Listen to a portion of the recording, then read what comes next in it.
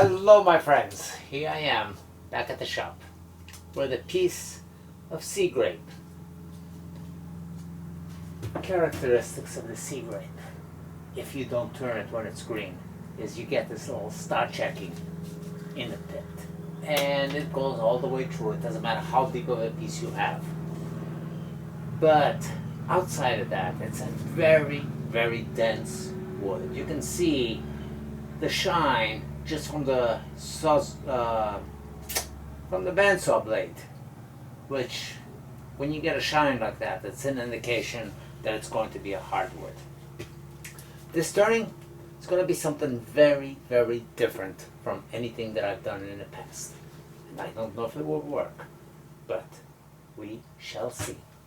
It's important that you have these 4 points far enough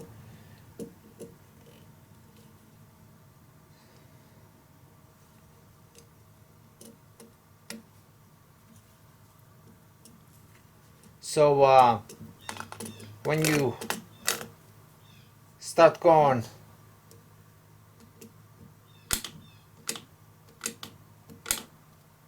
setting it up on your live center,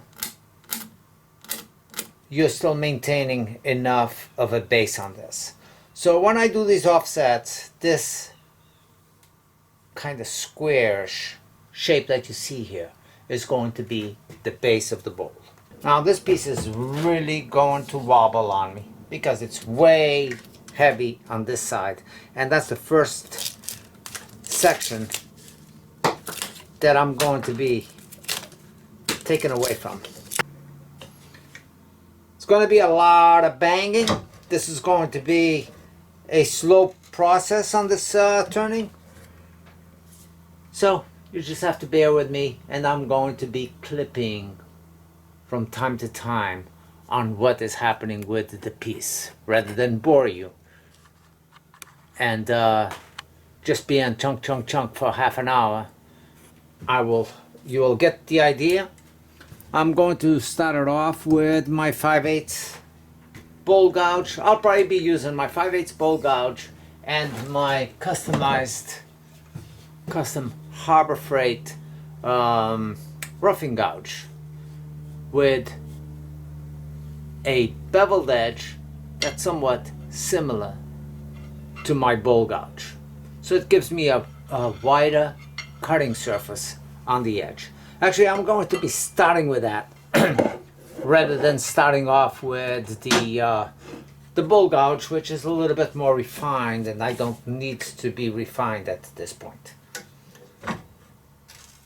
This part is not really eccentric, it's not in and out like this one, so I will keep the tool rest more or less on the angle as close as I can to the point where I'm going to be cutting. And I'm going to be cutting mostly is on this area right here.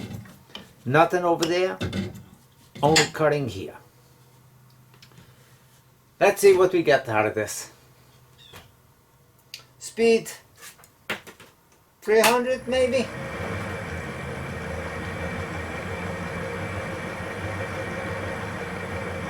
Alright, that's 350 RPM, and for what I'm doing, it's probably enough.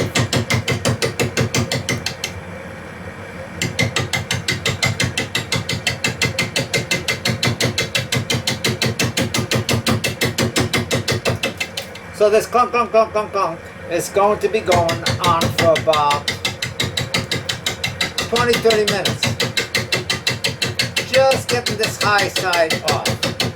So I'm in no rush to get to that.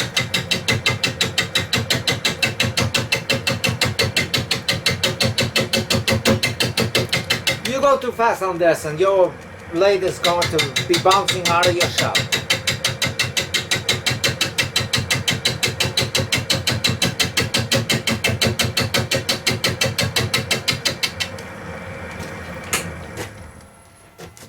And I'm going to be cutting down, I mean, according to this, to my point where I'll probably be having to stay on the outside part of that. A quarter of an inch before I get to my little drilled holes over here.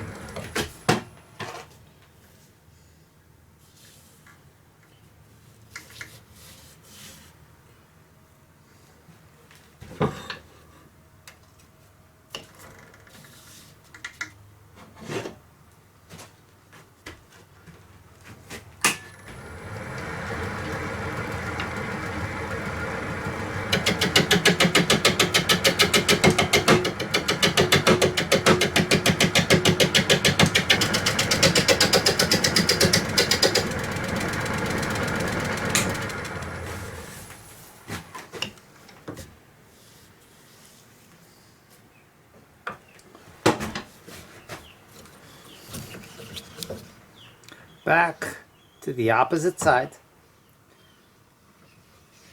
Now the hardest part on this one is going to be mimicking this, as I might not be able to see exactly what I'm doing for both of them to meet up over here.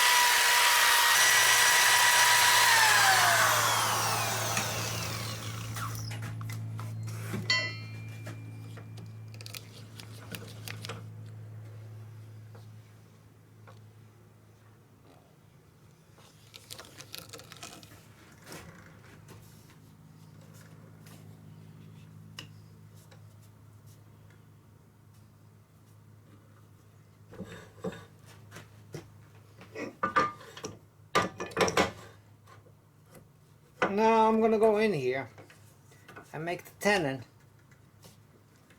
of course, centered with the foot.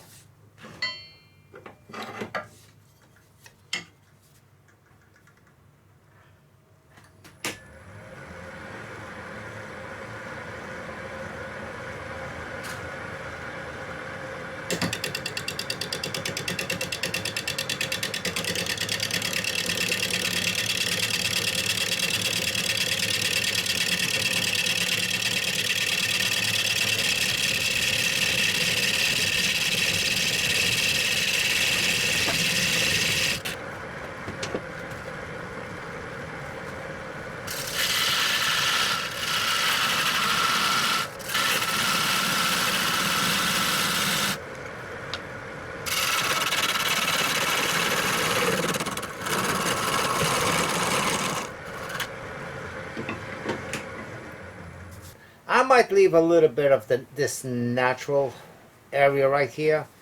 I will see, because I don't want to come this low anyway. So it will catch a little bit here, here, and maybe here. So I'm going to focus just up here and see what it gets before I get down to the bottom.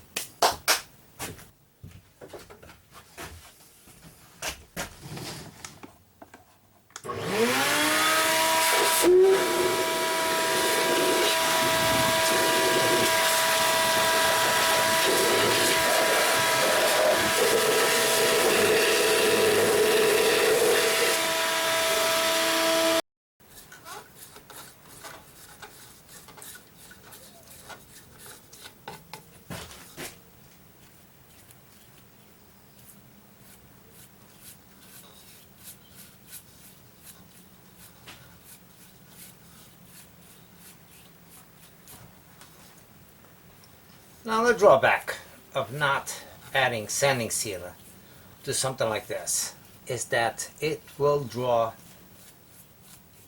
the wood will draw in or will suck in your lacquer uneven.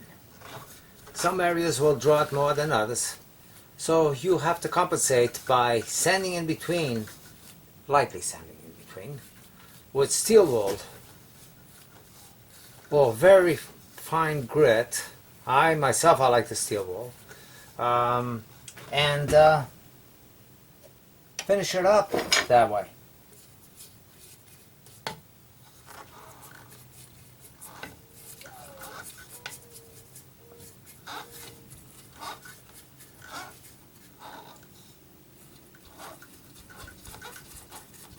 But if I gave this 3 or 4 coats of lacquer, this thing would glow in the dark without any blemishes.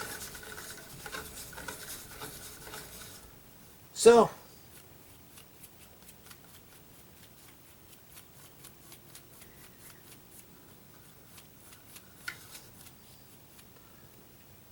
let's see how it looks once this dries up and I find steel wool and maybe go back 1 or 2 more coats. That's a nice little touch there. Just that little bit of the natural bark. And of course this is sea grape. But this design is not a design that I've ever seen before.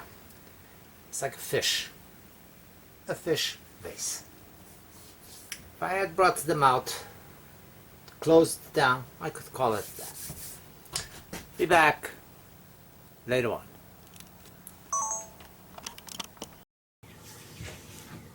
Well,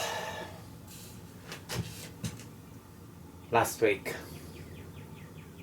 I think it was last week I started this. And I must say, it was probably one of the hardest turnings that I have done. Not because it's complicated, but because the whole thing was turned off balanced. Just as I would get it balanced on one side, I would have to rotate it and get it off balance to the other side to make it eccentric. You know, sometimes we also have these brilliant ideas where we think something is going to look outstanding and we get to it and we are somewhat disappointed with the end results. I really did not see in all the angles what it would look like. So, needless to say, I am disappointed with this piece. And I know many of you are going to say, Al, how can you be disappointed? It's a great looking piece. Oh, you're too hard on yourself. Well, somebody has to be hard on me because this one, really, it needed some help. So, and because I have not posted it up yet, and I have the video ready to hit go other than the last final stage, which would be to take the foot, maybe 1 more coat of lacquer on it, and voila, it would be done. Well, it's not going to be done because I don't like it. So, seeing I don't like it, the worst I can do is even like it less when I'm done with it. But as it is, I don't care for it that much. So I'm going to turn it 1 more time and see what comes out of it. If it's an improvement, which I think it might be, that's why I'm doing it to start off with, great. And if it's not, it's a piece for the fire pit. So let's bring you to the lathe and show you where I'm at and where we're going with this. Yep, it's that eccentric piece that I did. A pain because, like I said, I would always be offsetting the piece on the tailstock, making it off balance. So it took me 4 hours, maybe a little bit longer than that, to get this to this point. And last week I had applied a coat of lacquer, and today I already took steel wool And not that I thought it was going to do any better, any good, but I already cut down that lacquer, that high gloss that was here. But either way, this is not what I want. It really is not what I want. So I have two options. I either go back in here and just feather this in from where it's at, which would be circular, which will match back what's up here. Or I flip it over, put this on the chuck, and do it again eccentric, and just bring these 4 points in and shaping it like the base.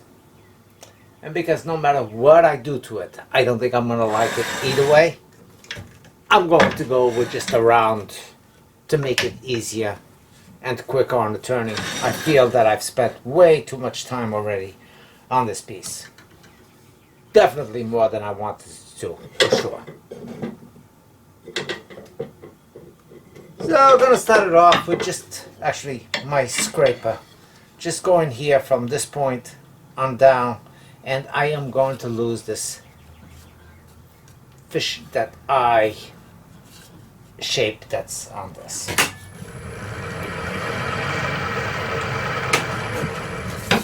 Now this been here all week, so you know it's could have loosened up a little bit, so check it out. That's not bad. And I might as well do something and see if I can keep the center in.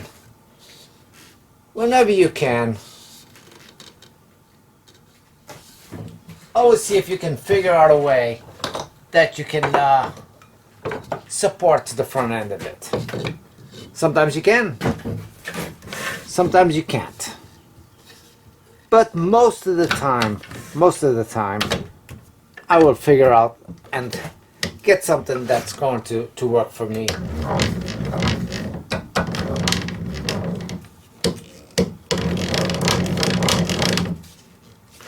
To get rid of that friction noise that I'm getting, which is wood against wood, cushion it up, and you'll eliminate that friction sound to some extent.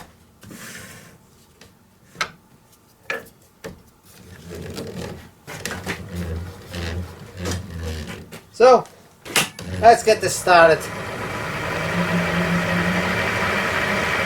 This is probably the fastest this piece has ever turned, all the way from the beginning, which is 800 RPM.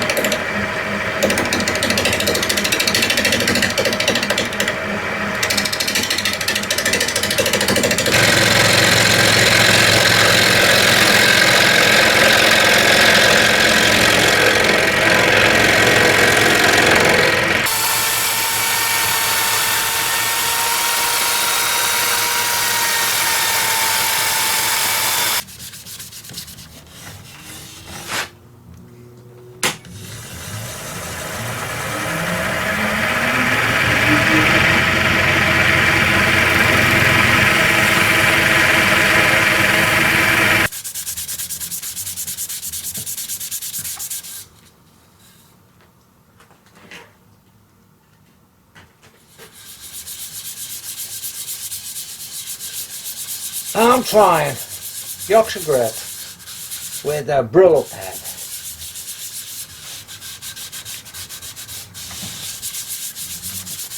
You know, I am a firm believer, a strong believer, that even though something is made for being used, to be used a specific way, I'm a firm believer that you should still experiment with it in different ways, because you're going to get different effects.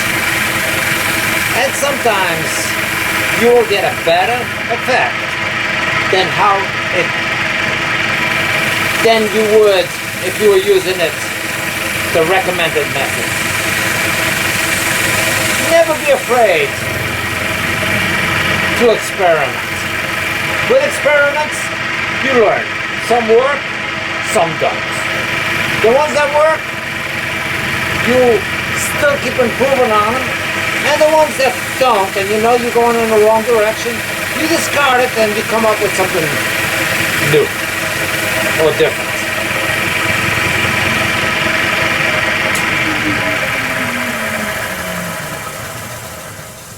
Now, you know, this is a grit in itself, and the Yorkshire grit is a grit, so are you defeating the purpose of the design and how it was intended to be used?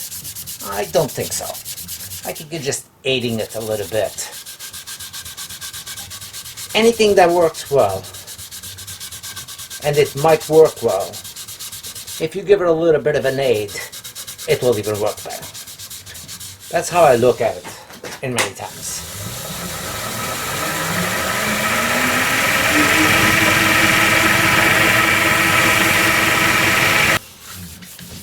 But I think I'm going to give this a coat of lacquer and leave it off at that.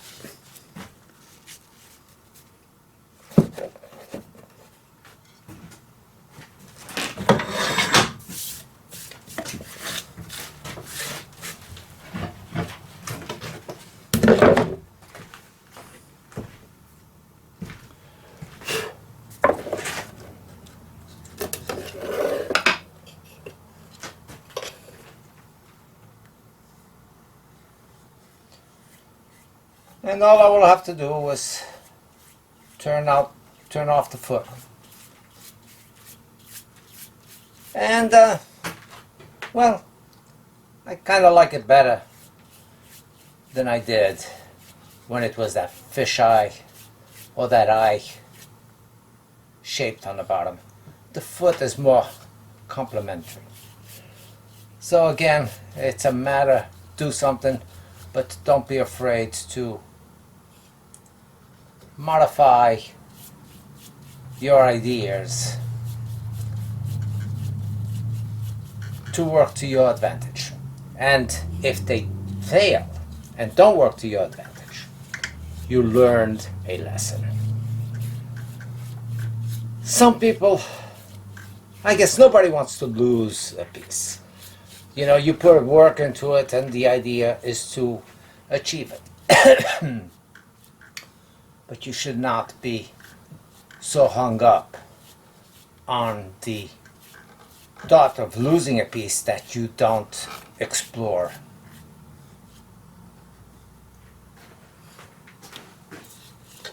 further into your wood turning adventures.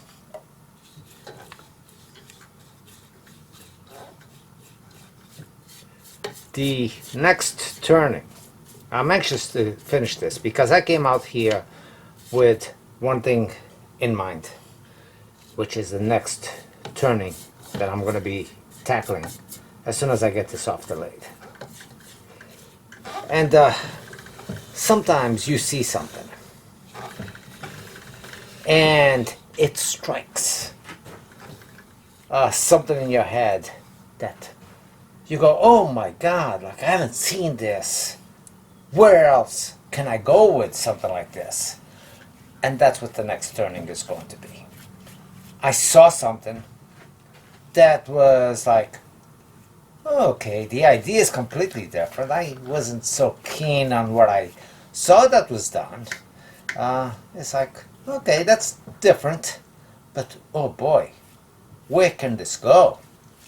So we'll have to come back for that one. So this will be coming off the lathe in about 15-20 minutes. This will be dry enough for me to handle. I'll turn off the foot, give it a lacquer on the bottom, and call it done.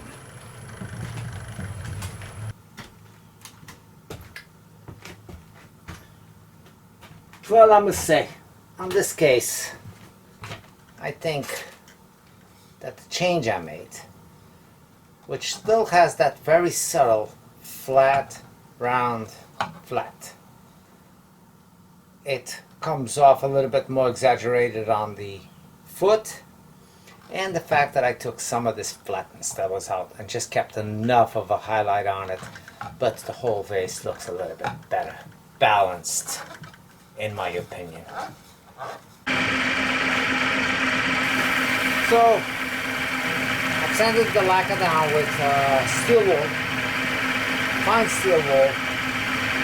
So it took the shine from the lacquer down, and applying OB shine juice over my lacquer finish.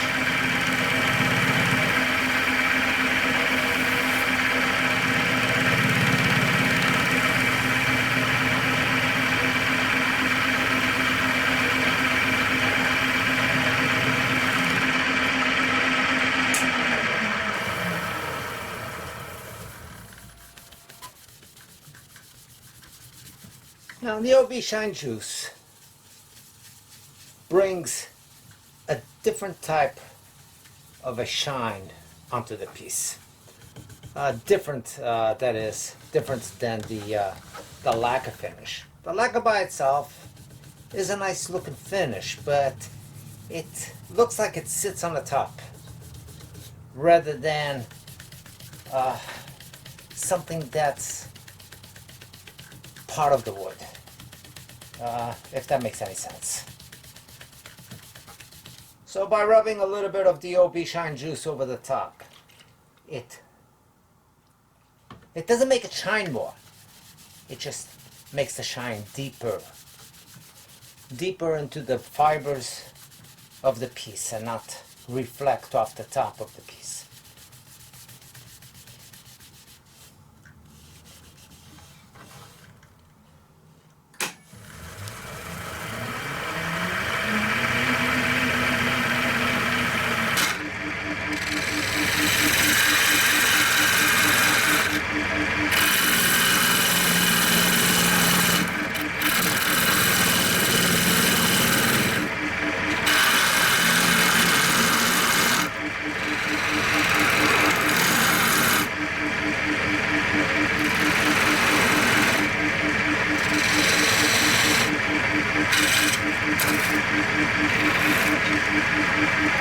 I like finishing up the very base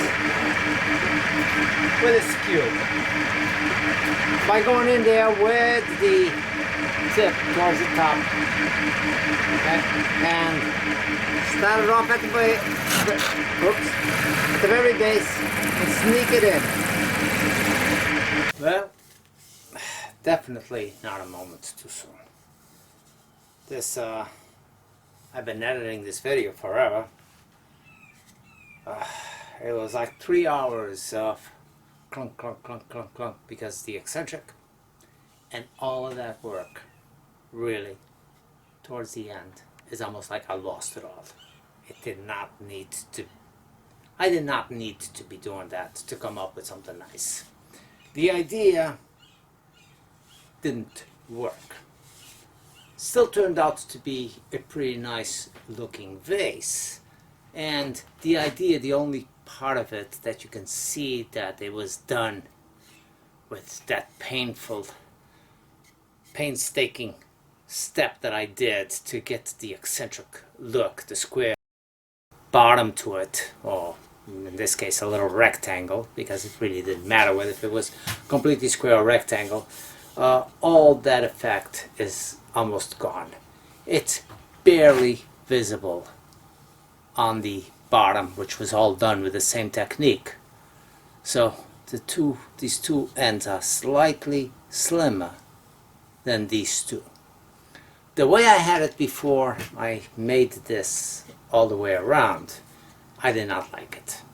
So the option was like, oh, okay, it was a failed experiment, so I don't know, keep it so it reminds me that not everything works as we expect, or modify it, and the worst that could happen would be the same thing, or even going out to the fire pit.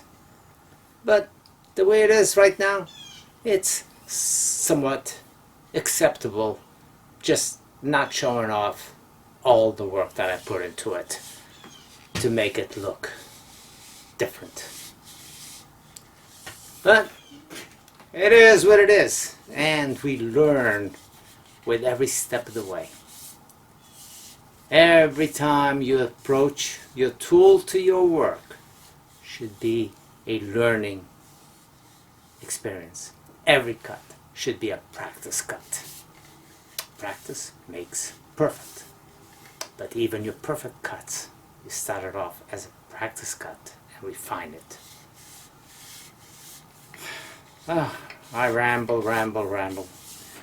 And it sometimes does not make any sense. Well, the piece, one very interesting characteristics to this whole piece is the most interesting part of the whole thing is probably this knot right over here. The knot over here, this inclusion could have done without. I almost took it off completely. If I had more thickness through here, I probably would have taken it out because I was tempted to, because the piece became too refined. I probably should have left it the natural edge. That's the other thing that I should have done on this. But you know, my wife came in and she started talking about it and thinking, and also I like listening to her and getting her opinions, but she did not like the idea of the natural edge on it. No, this one I gave it to her that way. But trust my instincts next time.